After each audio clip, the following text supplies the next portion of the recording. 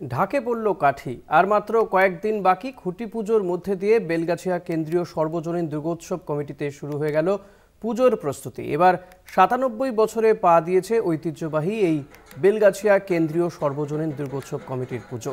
শিল্পী সুব্রত বন্দ্যোপাধ্যায়ের তুলির টানে সেজে উঠছে মৃন্ময়ী প্রতিমার চিন্ময়ী রূপ। সাবেকিয়ানার ছোঁয়া বজায় রেখেই এবছর এদের পুজোর থিম মায়ের বাড়ি।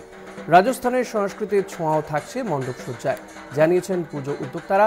এখন থেকেই শারদ উৎসবের মেজাজে এলাকাবাসী।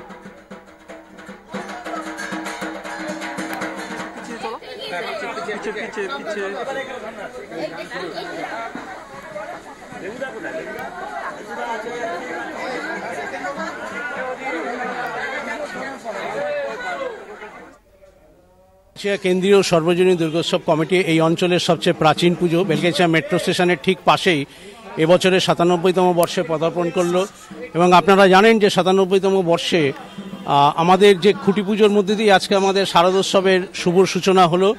পশ্চিমবঙ্গের শ্রেষ্ঠ উৎসব, জাতি ধর্ম নির্বিশেষে এই উৎসব সবাই পালন করে এবং ৮ দিন আমরা সবাই মেতে থাকবো এই শারদোৎসবে।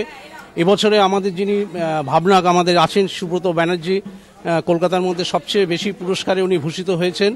তো তার স্টুডিওতেই আমাদের মায়ের সেই যে চিন্ময়ী মায়ের মৃন্ময়ী রূপ আস্তে আস্তে রূপ পাচ্ছে এবং মা আমাদের এখানে যে ৮ দিন অধিষ্ঠিত হবে, আমাদের এখানে থাকবে, সেটা আমরা মার বাড়ি বলেই চিহ্নিত করছি। সেই জন্য আমাদের থিমের নাম মার বাড়ি এবং সেই বাড়িটা অনুকরণ হবে রাজস্থানের মারওয়াড় ডিস্ট্রিক্টে প্রচুর শিল্পকর্ম, মানে অসাধারণ দৃষ্টিনন্দন শিল্পীকর্ম আছে, সেইটা মণ্ডপের মধ্যে ফুটে উঠবে, যেটায় মা অধিষ্ঠিত থাকবেন। সেটাকে আমরা মার বাড়ি বলেই চিহ্নিত করছি।